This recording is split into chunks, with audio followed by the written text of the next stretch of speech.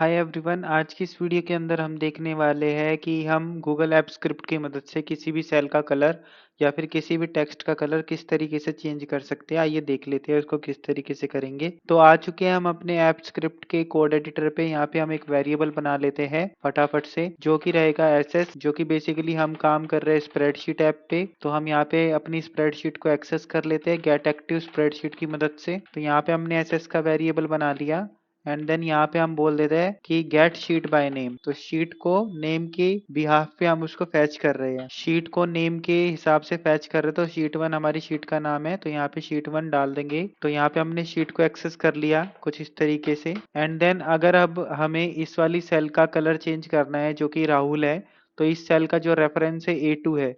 तो आप एक काम कर सकते हो कि आप यहाँ पे रेफरेंस बना सकते हो सेल का, जो कि रहेगा A2। आप A2 की मदद से भी रेफरेंस दे सकते हो और आप दूसरे तरीके से भी रेफरेंस दे सकते हो किसी भी सेल का।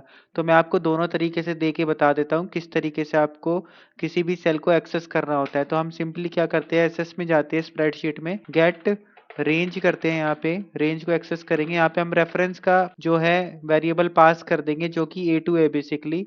एंड देन यहाँ पे हम क्या कर सकते हैं, set background colour, set background यहाँ पे हम कह सकते हैं और यहाँ पे हम बोल सकते हैं कि सेट बैकग्राउंड कर दो रेड। ठीक है, तो अगर हम यहाँ पे इसको रन करेंगे तो आप देखेंगे जो A2 है हमारा उसका कलर चेंज हो जाना चाहिए, लेकिन इससे पहले ये कुछ परमिशन हमसे मांगेगा, तो वो परमिशन हमें इसको अलाउ कर देनी है। तो चलिए देख लेते हैं किस तरीके से हम वो परमिशन अलाउ करेंगे। तो यहाँ पे कुछ इस तरीके से परमिशन हमसे मांगी जाएगी। तो यहाँ पे हम पूरा का पूरा जो परमिशन वाला पार्ट है वो कर देंगे कुछ इस तरीके से एंड यहाँ पे कंटिन्यू कर देंगे। एंड देन जैसे ही मैं इसको सारी परमिशन दे दूंगा तो यहाँ पे हमारा कलर रेड हो जाएगा कुछ इस तरीके से। तो ये जो परमिशन वाला पार्ट होता है ये वन टाइम पार्ट होता है। हम यहाँ पे सेट टेक्स्ट कलर भी कर सकते हैं, सेट टेक्स्ट कलर। ओके, यहाँ पे बैकग्राउंड सेट करने के लिए तो सेट बैकग्राउंड करते हैं, लेकिन अगर हमें टेक्स्ट का कलर चेंज करना हो तो हम यहाँ पे सेट फॉन्ट कलर हम करेंगे, सेट फॉन्ट कलर कुछ इस तरीके से। इसको मैं व्हाइट कर देता हूँ। अगर अब मैं इसको रन करूंगा तो आप देखेंगे यहाँ पे जो फॉन्ट का कलर है वो व्हाइट हो जाएगा। देखिए कुछ इस तरीके से ये व्हाइट हो गया। यहाँ पे हमारे पास जो हमारी स्क्रिप्ट थी वो भी सक्सेसफुली रन हो चुकी है। तो अब मैं आपको बता देता हूँ, अगर आप इस तरीके से रेफरेंस पास नहीं करना चाहते A2 लिख के, तो आप किस तरीके से और रेफरेंस पास कर सकते हैं। तो यहाँ पे मैं रेफरेंस को हटा देता हूँ। तो अब आपको सिंपली रो और कॉलम का इंटरसेक्टिंग पॉइंट ढूंढना है, वो किस तरीके से मिलती है एक दूसरे से। तो हमें सिंपली यहाँ पे देख लेना है, जस्ट सपोज कि मैं इस वाली सेल को यूज करना चाहता हूँ, तो मुझे यहाँ पे देखना है सी कॉलम जो है थर्ड कॉलम है एंड जो है फोर्थ रो है। तो हमें यहाँ पे वही चीज को अप्लाई करना है। तो यहाँ पे हमसे पूछा जाएगा कौन सी रो है, तो हम बता देते हैं फोर्थ रो है।